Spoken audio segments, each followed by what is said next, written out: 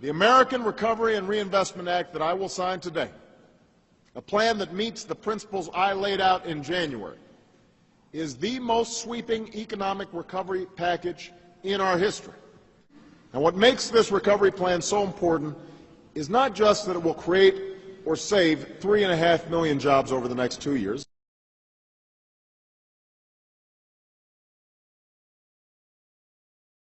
It's that we're putting Americans to work doing the work that America needs done, work that will bring real and lasting change for generations to come.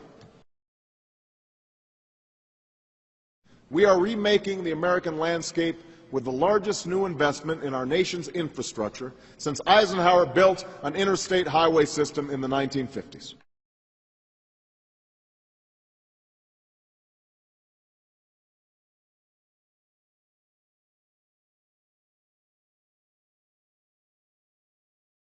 Construction workers who've been jobless since the housing boom went bust, let's put them back to work rebuilding America. Right now, there are over 1 million construction workers out of work after the housing boom went bust. And there are millions of construction workers who are still out there looking for a job.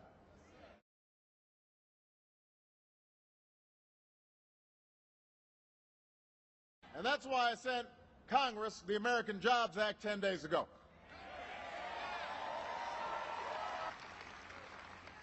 This bill is not that complicated. It's a bill that would put people back to work rebuilding America, repairing our roads, repairing our bridges, repairing our schools.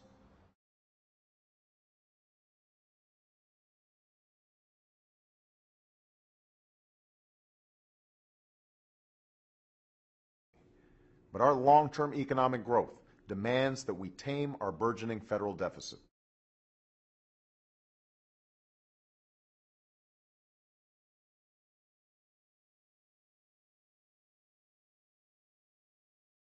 And economists from all across the political spectrum agree that giving tax cuts to millionaires and billionaires does very little to actually grow our economy.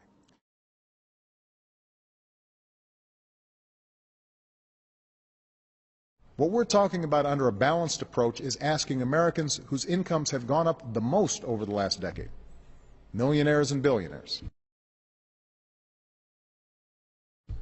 to share in the sacrifice everyone else has to make.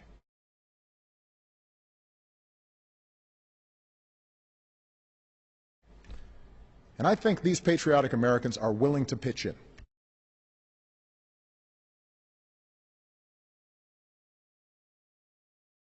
Already we've seen how the investments we're making in clean energy can lead to new jobs and new businesses. I've seen some of them myself. Small businesses that are making the most of solar and wind power and energy-efficient technologies. Now, I don't have any problem with any company or industry being rewarded for their success. The incentive of healthy profits is what fuels entrepreneurialism and helps drive our economy forward. But I do have a problem with unwarranted taxpayer subsidies that we've been handing out to oil and gas companies.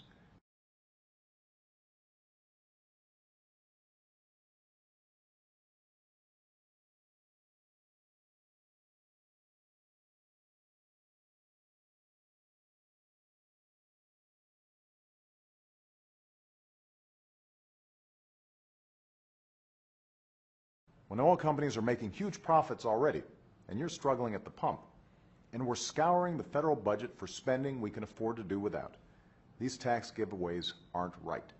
They aren't smart, and we need to end them.